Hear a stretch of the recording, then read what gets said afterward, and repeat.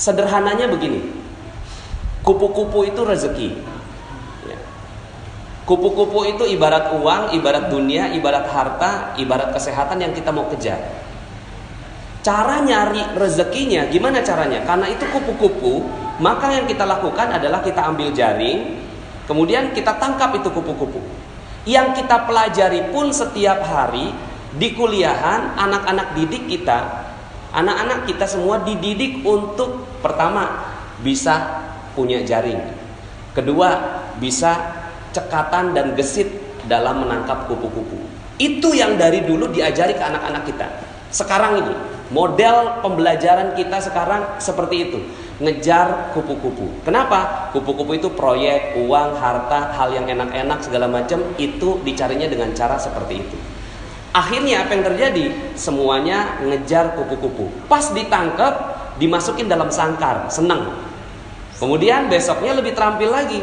Karena udah terampil, akhirnya bukan satu jaring, dua jaring diambil, masuk 4 kupu-kupu masuk dalam sangkar. Besoknya begitu lagi, 5 kupu-kupu masuk dalam sangkar. Besoknya lebih terampil lagi, cabang bisnisnya makin banyak, 10 jaring diambil, 100 kupu-kupu sekali ambil, masukin dalam sangkar. Sekarang pertanyaannya, setelah kekumpul 1000 kupu-kupu di dalam sangkar, 1000 kupu-kupu sudah ada di dalam sangkar. Lalu kemudian kita ingin bermain dengan satu kupu-kupu. Ingin bermain dengan satu kupu-kupu. Kita mulai buka pintu sangkarnya, lalu kemudian kita pengen bermain dengan satu kupu-kupu. Gimana perasaannya, Pak? Halo? Ini masih pada hawa sahur. Terkumpul 1000 kupu-kupu di dalam sangkar, lalu kemudian kita pengen buka pintunya. Pas dibuka pintunya, ya keluar semua. Perasaan apa yang ada pada saat itu? Perasaannya, apa perasaannya? Galau, khawatir, cemas, takut, gelisah. Itulah dunia. Itulah dunia. Kita selama ini, anak-anak kita, belajar yang tinggi. Buat apa, Pak? Buat supaya kamu dapat nilai tinggi. Terus, supaya kamu bisa kerja. Terus, supaya kamu bisa nikah. Terus, semuanya diajarinya untuk apa? Untuk bisa ngambil kupu-kupu. Tapi, anak kita bingung. Bahagianya di mana? Pas mau dinikmati, kemudian dia mulai buka pintunya, kok saya nggak bahagia? Maka, kalau mau bermain dengan kupu-kupu, kenapa tidak bangun taman? Kalau mau dapetin kupu-kupu dan bermain dengan kupu-kupu, kenapa tidak bangun taman? Cuma caranya berbeda, alatnya juga berbeda. Yang satu ke atas, yang satu ke bawah. Dia mulai cangkul, pelan-pelan, masukin benih, dijagain, disiramin, dipupukin, lalu kemudian tangkainya mulai muncul, lalu kemudian daunnya muncul, bunganya muncul. Pas bunganya muncul, kebahagiaan terus berlipat. Ketika kupu-kupu itu datang, kupu-kupu udah pasti datang kalau ada bunga. Udah sunatullah. Kalau udah ada bunganya, itu kupu-kupu pasti datang. Sekarang pertanyaan saya, ketika ada satu kupu-kupu dan kita bermain dengan kupu-kupu itu, ada nggak perasaan yang tadi? Ada? Resah, galau, gelisah, cemas, ada? Halo? Udah nggak ada ya? Begitu yang harusnya dilakukan untuk mencari rezeki. Cuma selama ini yang kita lakukan adalah ngambil kupu-kupu dan nggak punya taman. Akhirnya apa yang terjadi? Malam hari galau. Kenapa? Kupu-kupu hilang. Dicuri, hilang. Hilang handphone, galau. Diputus pacar, besok bunuh diri. Anak-anak kita sekarang, jangan sembarangan Bapak Ibu. Mungkin zaman-zaman kita, ini saya mulai memahami psikologi anak-anak kita sekarang. Mereka hilang loh Pak. Hilang mereka, kebahagiaan hilang. Mereka berpikir bahwa kebahagiaan itu bisa didapat di gadget, di dubsmash. Tahu dubsmash? Instagram, ya. Itu mereka mulai dapatkan kebahagiaan di situ. Itu semua. Maka hati-hati, anak-anak sekarang itu mulai hilang tamannya. Mereka nggak punya taman, yang mereka kejar adalah kupu-kupu. Ketika mereka kejar, kupu-kupunya hilang, malam datang, kupu-kupu hilang. Anak-anak sekarang nggak ada yang kuat nahan cobaan Pak. Nahan ujian, nahan musibah. Anak-anak sekarang itu galaunya luar biasa. Maka hati-hati, mungkin dulu kita masih ada sedikit sisa-sisa taman. Tapi sekarang anak-anak sekarang kita mulai harus merubah gaya kita. Makanya sekarang semua pada kebingungan. Coba Bapak Ibu perhatikan, lulusannya kimia, tapi malah kerjaannya yang lain. lulusannya arsitek tapi kerjaan yang lain. Pernah ada yang perhatiin itu? Berapa banyak orang yang kerjaannya sekolahnya A, pekerjaannya A? Sedikit sekali. Di Amerika datanya hanya 4%. Itu di Amerika yang link and match-nya bagus. Tapi di Indonesia, Masya Allah. Maka cara nyari rezeki sederhana. Gimana cara nyari rezeki? Bangun taman. Ini yang selama ini kita tinggalkan. Kita nggak punya taman. Akhirnya apa? Galau, gelisah, khawatir, cemas. Kita nggak punya taman. Yang kita cari kupu-kupu. Seneng banget tuh, ada orderan, ada project, ada harta, apa segala macam datang. Tapi kita mau beli sesuatu, beli mobil aja. Pas mau beli mobil, sebelum tuh mobil masuk, kita bikin sangkarnya dulu. Kenapa? Karena takut kalau kupu-kupunya hilang. Tuh. Nah, terus gimana dong? Ya udah, sekarang ganti fokus. Kalau kemarin tadi kan semalam kan saya bilang utang tuh lunas, ya kan? Karena memang kalau kita masih ada hawanya hawa utang, itu rezeki nggak akan pernah datang. Hawanya hawa utang, rezeki nggak bisa datang. Ya. Tapi kalau hawanya utang udah lunas, insya Allah gampang banget tuh datang. Nah itu salah satu tamannya rezeki. Nah untuk memupuk itu ada 3 hal. Ya, ini tadi saya dipesenin Ustadz kultum aja, benar-benar kultum, kuliah 7 menit. Ya udah, saya cuma kasih kisi-kisinya. Fokuslah pada 3 hal ini. Fokuslah pada 3 hal.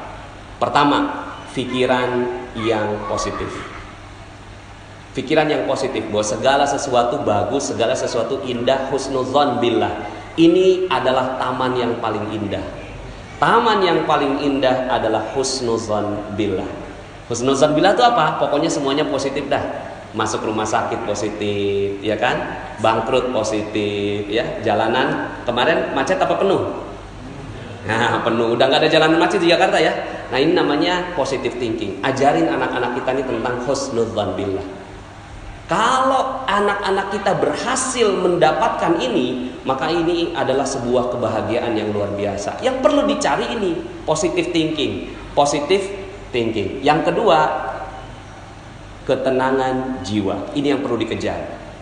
Ketenangan jiwa ini namanya positive feeling. Kalau bahasanya kan positive thinking, positive feeling. Rasa itu harus tenang, cool, damai, enak, setenang samudera. Nggak boleh ada perasaan deg-degan. Deg-degan sedikit itu langsung hilang seluruh rezeki. Jadi misalnya nih, kita punya utang, katakanlah masih punya utang ya, orang sana ya. Kalau di sini kan udah nggak ada yang punya utang ya. Orang sana masih ada utang. Terus kemudian gitu ya, ketemu sama debt kolektornya. Udah 1 bulan selalu menghindar sama debt kolektor. Pas banget saat itu dia lagi ngantri makanan di mall, pas balik debt kolektornya ada di belakang. Kira-kira bagaimana jantungnya? Ya, mau copot katanya. Deg-degan, berdebar. Berdebar adalah ciri rezeki hilang. Berdebar, jantung berdebar itu ciri bahwa kita tidak punya rezeki lagi. Tamannya hilang. Maka apa yang harus dilakukan? Yang harus dilakukan mendidik jiwa supaya tenang dalam segala kondisi. Bisa nggak kita seperti itu? Nah kalau bisa seperti itu, itulah harta kekayaan terbesar. Cuma gimana cara ngedidiknya ini? Ya ini panjang banget ini penjelasannya. Tapi misalnya begini Pak, ya kejadian ada yang konsultasi sama saya, anaknya meninggal dunia. Suaminya mundurin mobil, anak umur 1 tahun dilindes ya, sama sang ayah.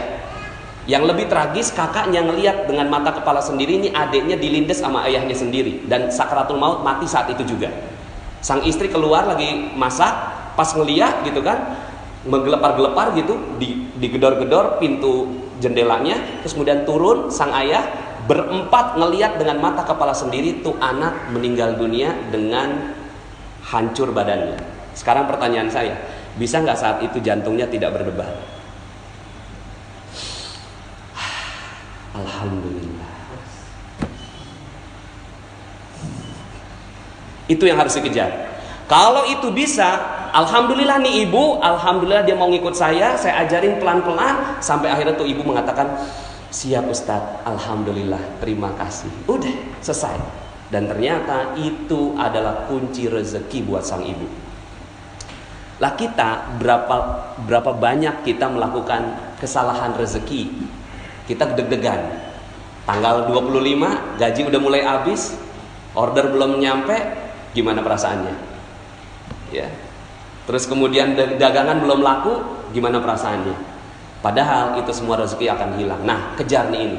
Cuma memang ya, nah ini memang perlu banyak sekali kajian tentang positive healing. Cuma bocorannya adalah positive healing hanya bisa didapatkan dengan ibadah.